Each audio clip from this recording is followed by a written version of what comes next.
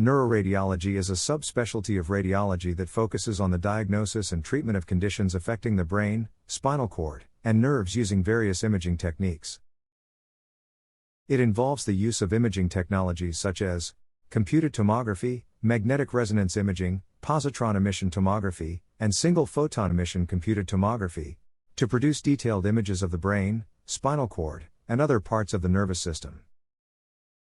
Neuroradiologists are specially trained physicians who interpret these images to diagnose and manage neurological conditions such as strokes, brain tumors, multiple sclerosis, and epilepsy. They work closely with other medical specialists, including neurologists, neurosurgeons, and radiation oncologists, to develop treatment plans for patients. Neuroradiology is a rapidly evolving field, and new imaging techniques and technologies are continually being developed to improve the accuracy of diagnoses and treatment outcomes. With the help of advanced imaging techniques, neuroradiologists can provide valuable insights into the structure and function of the brain and spinal cord, which can be critical for diagnosing and treating neurological conditions. Neuroradiology plays a crucial role in diagnosing and treating neurological conditions. Here are some key reasons why neuroradiology is so important. Imaging techniques used in neuroradiology are non-invasive. Imaging techniques such as CT, MRI, PET, and SPECT are non-invasive, which means that they do not require invasive procedures or surgery. This makes them safer and less painful than other diagnostic procedures, such as a spinal tap or brain biopsy. Imaging techniques provide detailed images of the brain and spinal cord. The detailed images produced by neuroradiology can reveal structural and functional abnormalities in the brain and spinal cord that might not be visible through other diagnostic methods. This allows doctors to make more accurate diagnoses and develop more targeted treatment plans. Imaging techniques can be used to monitor disease progression. Neuroradiology can be used to monitor the progression of neurological conditions over time. This is especially important in chronic conditions like multiple sclerosis, where regular monitoring can help doctors adjust treatment plans as needed. Imaging techniques can guide treatment decisions. In many cases, neuroradiology can help guide treatment decisions. For example, imaging can help determine the size and location of a brain tumor, which can inform decisions about surgery or radiation therapy. Imaging techniques can improve patient outcomes. By providing more accurate diagnoses and guiding treatment decisions, neuroradiology can improve patient outcomes. This can include better quality of life, reduced disability, and longer survival times. Overall, neuroradiology is an essential tool for diagnosing and treating neurological conditions. By providing detailed images of the brain and spinal cord, neuroradiology can help doctors make more accurate diagnoses, develop more targeted treatment plans, and improve patient outcomes. There are several imaging techniques used in neuroradiology. Here are the most common ones. Computed tomography, also called CT scan. Magnetic resonance imaging, or simply MRI. Positron emission tomography, often called PET. Single photon emission computed tomography, shortened and called SPECT. Angiography. And lastly, ultrasound. Computed tomography scan is a common imaging technique used in neuroradiology to evaluate the brain and other parts of the nervous system. CT uses X-rays to produce detailed cross-sectional images of the body, including the brain. CT is particularly useful for identifying acute conditions such as bleeding in the brain, brain tumors, and fractures. It can also be used to evaluate other neurological conditions such as strokes, infections, and degenerative diseases. During a CT scan, the patient lies on a table that slides into a donut-shaped machine. The machine rotates around the patient, taking X-ray images from different angles. A computer then processes these images to create detailed cross-sectional images of the brain. CT scans are relatively quick, usually taking less than 30 minutes to complete. The patient may need to have contrast injected into a vein to improve the visibility of certain structures in the brain. CT scans are widely available and less expensive than some other imaging techniques, such as MRI. However, CT does expose the patient to ionizing radiation, which can be harmful in large doses. Therefore, the use of CT in neuroradiology is carefully considered, and other imaging techniques may be used if appropriate for the patient's condition. Magnetic resonance imaging is also a common imaging technique used in neuroradiology to evaluate the brain and other parts of the nervous system. MRI uses a strong magnetic field and radio waves to produce detailed images of the body, including the brain. MRI is particularly useful for identifying structural abnormalities in the brain, such as brain tumors, aneurysms, and blood vessel malformations. It can also be used to evaluate other neurological conditions such as multiple sclerosis, stroke, and traumatic brain injury. During an MRI, the patient lies on a table that slides into a large cylindrical machine. The machine generates a strong magnetic field that aligns the protons in the patient's body. Radio waves are then used to stimulate the protons and create a signal that is detected by the machine. A computer processes this signal to create detailed images of the brain. MRI scans are non-invasive and do not use ionizing radiation, making them a safer option compared to CT scans. They provide high-quality images of soft tissues, such as the brain and spinal cord, and can provide information about the structure and function of the brain. However, MRI scans can be more expensive and take longer to complete than CT scans. During an MRI, the patient may need to lie still for an extended period, which can be challenging for some patients, especially those who are claustrophobic.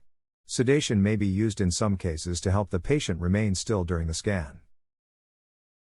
MRI can be used in combination with other imaging techniques, such as functional MRI or magnetic resonance spectroscopy, to provide more detailed information about brain function and metabolism.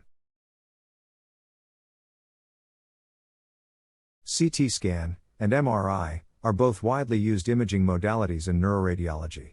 They have different strengths and weaknesses, and the choice between them depends on the clinical question, patient factors, and availability of resources. Whether to request for a CT scan or MRI, listed here are some common indications or conditions. In general, CT scans are often used as a first-line imaging modality in cases of acute trauma, such as head injury or spinal cord injury. This is because CT scans are faster and more widely available than MRI and can rapidly detect acute intracranial hemorrhage or fractures. CT scans are also useful for detecting calcifications and bone abnormalities. On the other hand, MRI scans are generally preferred for evaluating soft tissue structures, such as the brain and spinal cord. MRI provides better contrast resolution and can detect subtle abnormalities that may not be visible on CT scans. MRI is also preferred for evaluating conditions that involve inflammation, such as multiple sclerosis or infectious diseases, as it can detect changes in tissue structure and perfusion. When choosing between CT and MRI, the specific clinical question and the patient's clinical presentation should be considered. For example, in cases of acute trauma, a CT scan may be the initial imaging modality of choice, but an MRI may be ordered later to further evaluate any soft tissue injuries or abnormalities. In cases of suspected brain tumors or neurodegenerative diseases, an MRI may be the preferred imaging modality due to its ability to provide detailed information about soft tissue structures. Other factors that may influence the choice between CT and MRI include patient factors such as the presence of metallic implants or claustrophobia, as well as availability of resources and expertise in a particular imaging modality. Ultimately, the choice between CT and MRI should be based on a careful consideration of the specific clinical question and the available evidence, in consultation with a neuroradiologist or other medical imaging specialist. Functional magnetic resonance imaging is a specialized type of MRI that can detect changes in blood flow in the brain that occur when neurons become active. This allows researchers and clinicians to map the brain's activity during various tasks or states, such as while the person is performing a specific cognitive task, or when they are experiencing different emotional states. The principle behind fMRI is that when neurons in the brain become active, they require more oxygen and glucose, which leads to an increase in blood flow to the active areas of the brain. fMRI detects this increased blood flow and produces a map of the activated brain regions. In neuroradiology, fMRI can be used to localize and map critical brain functions, such as language and motor functions, prior to surgical procedures. This helps the surgeon to plan the surgical approach, minimize the risk of damage to important brain regions, and optimize the patient's outcome. fMRI can also be used to study how the brain processes and responds to different stimuli, including pain, visual and auditory stimuli, and emotional stimuli. This can provide insights into the neural basis of various neurological conditions, such as chronic pain, depression, and anxiety. fMRI is also useful for studying brain plasticity, which is the brain's ability to reorganize and adapt in response to changes in the environment or injury.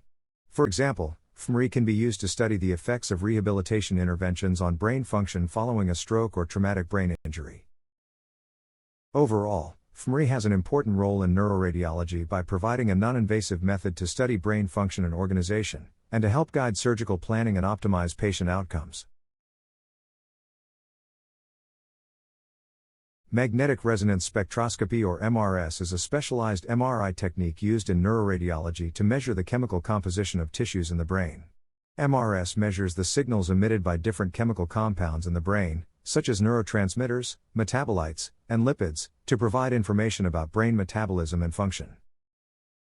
In neuroradiology, MRS can be used to detect abnormalities in brain chemistry associated with various neurological conditions, such as brain tumors, multiple sclerosis, and Alzheimer's disease. It can also be used to monitor changes in brain metabolism associated with treatment interventions, such as chemotherapy or radiation therapy. MRS can provide insights into the metabolic and biochemical changes that occur in the brain in response to different stimuli or conditions, such as ischemia, hypoxia, or inflammation. This can help clinicians to better understand the underlying pathophysiology of various neurological conditions and develop more targeted treatment strategies. MRS is a non-invasive technique that does not use ionizing radiation. However, it requires specialized equipment and expertise to perform and interpret the results. The interpretation of MRS results also requires knowledge of neurochemistry and metabolic pathways. Overall, MRS has an important role in neuroradiology by providing a non-invasive method to study brain metabolism and chemistry, and to detect abnormalities associated with various neurological conditions. Positron emission tomography, PET, is a specialized imaging technique used in neuroradiology to visualize metabolic and biochemical processes in the brain. PET scans use a radioactive tracer that is injected into the patient's bloodstream and accumulates in areas of the brain that are metabolically active. In neuroradiology, PET can be used to study various neurological conditions, including brain tumors, Alzheimer's disease, Parkinson's disease, epilepsy, and stroke. PET can provide information about the metabolic activity, blood flow, and distribution of various molecules, such as glucose, oxygen, and neurotransmitters, in different regions of the brain. PET is particularly useful for studying brain function and metabolic activity, as it can detect changes in brain activity that occur before structural changes are visible on other imaging modalities, such as CT or MRI. PET can also be used to monitor the effects of treatment interventions, such as chemotherapy or radiation therapy, on brain metabolism and function. PET is a safe and non-invasive technique, but it does use ionizing radiation. The interpretation of PET results requires expertise in image analysis and interpretation, as well as an understanding of the complex metabolic pathways and biochemical processes involved in brain function. Overall, PET has an important role in neuroradiology by providing a non-invasive method to study brain metabolism and function, and to detect changes associated with various neurological conditions. Single photon emission computed tomography, SPECT, is a type of medical imaging that uses radioactive tracers and a gamma camera to produce 3D images of the body's internal structures. It is a nuclear imaging technique that can be used to study blood flow, metabolism, and other physiological processes in the body. SPECT works by injecting a small amount of a radioactive substance, known as a tracer, into the patient's bloodstream. The tracer emits gamma rays that are detected by a gamma camera, which rotates around the patient's body and takes images from different angles. A computer then uses these images to create a 3D image of the body's internal structures. In neuroradiology, SPECT can be used to study various neurological conditions, including stroke, epilepsy, Alzheimer's disease, Parkinson's disease, and brain tumors. SPECT can provide information about the blood flow and metabolic activity in different regions of the brain, which can help to diagnose and monitor these conditions. SPECT is particularly useful for studying changes in blood flow and metabolism associated with neurological conditions, as it can detect changes that occur before structural changes are visible on other imaging modalities, such as CT or MRI. SPECT can also be used to monitor the effects of treatment interventions, such as medication or rehabilitation, on brain function. SPECT is a safe and non-invasive technique, but it does use ionizing radiation. The interpretation of SPECT results requires expertise in image analysis and interpretation, as well as an understanding of the complex metabolic pathways and biochemical processes involved in brain function. Positron emission tomography and single photon emission computed tomography are both nuclear medicine imaging modalities that use radioactive tracers to visualize physiological processes in the body. However, there are some key differences between these two modalities. When it comes to spatial resolution, PET scans typically have better spatial resolution than SPECT, meaning that it can detect smaller lesions or abnormalities. This is because PET uses positron-emitting isotopes, which produce annihilation photons that can be detected with higher resolution than the single photon-emitting isotopes used in SPECT. In terms of sensitivity, PET is generally more sensitive than SPECT, meaning that it can detect smaller amounts of the radioactive tracer. This can be particularly important for detecting early-stage or small tumors. On the basis of radiation exposure, PET generally involves higher radiation exposure than SPECT. This is because PET tracers are shorter-lived and require higher doses of radioactivity to be administered. However, advances in PET technology have led to lower radiation doses for patients. Based on availability of tracers, PET tracers are typically more expensive to produce and may have shorter half-lives, limiting their availability compared to SPECT tracers. In terms of clinical applications, both PET and SPECT are used for a wide range of conditions, including cancer, neurodegenerative diseases, and psychiatric disorders. The choice between PET and SPECT depends on the specific clinical question, availability of tracers, and local expertise and resources. In some cases, both modalities may be used in combination to provide complementary information. Angiography is a medical imaging technique used in neuroradiology to visualize the blood vessels in the brain and diagnose or treat conditions related to the blood vessels. There are several types of angiography techniques that can be used in neuroradiology, including catheter angiography, magnetic resonance angiography or MRA, and computed tomography angiography or CTA. Catheter angiography is an invasive technique that involves inserting a catheter, a thin tube, into an artery in the groin or arm and guiding it up to the blood vessels in the brain. A contrast dye is then injected through the catheter, and X-ray images are taken to visualize the blood vessels. Catheter angiography is particularly useful for identifying small or complex abnormalities in the blood vessels, such as aneurysms or arteriovenous malformations, AVMs. It can also be used to deliver treatments directly to the affected blood vessels, such as embolization to block blood flow to a tumor or AVM. MRA and CTA are non-invasive techniques that use magnetic fields and X-rays, respectively, to create 3D images of the blood vessels in the brain. These techniques do not require the insertion of a catheter, and are generally less invasive and have fewer risks compared to catheter angiography. MRA is particularly useful for detecting conditions such as aneurysms, while CTA is more commonly used for evaluating the blood vessels in patients with suspected stroke. Radiography or X-ray has several limitations when it comes to imaging the brain and spinal cord, which is why it is not typically used as a primary imaging modality in neuroradiology. Some limitations of radiography include poor soft tissue resolution. X-rays do not provide detailed images of soft tissues such as the brain and spinal cord. This is because X-rays pass through soft tissues more easily than bone, making it difficult to distinguish between different soft tissues. Limited imaging plane. X-rays are two-dimensional images, which means that they only provide a limited view of the anatomy being imaged. This can make it difficult to accurately assess the extent of a lesion or injury. Limited sensitivity. X-rays may not be sensitive enough to detect small lesions or injuries, particularly in the early stages of a disease process. Cranial ultrasound is a non-invasive and cost-effective imaging modality used in the evaluation of neurological conditions in neonates and infants. It uses high-frequency sound waves to produce images of the brain and surrounding structures. Cranial ultrasound is particularly useful in the evaluation of neonates and infants with suspected intracranial hemorrhage, hydrocephalus, or other structural abnormalities.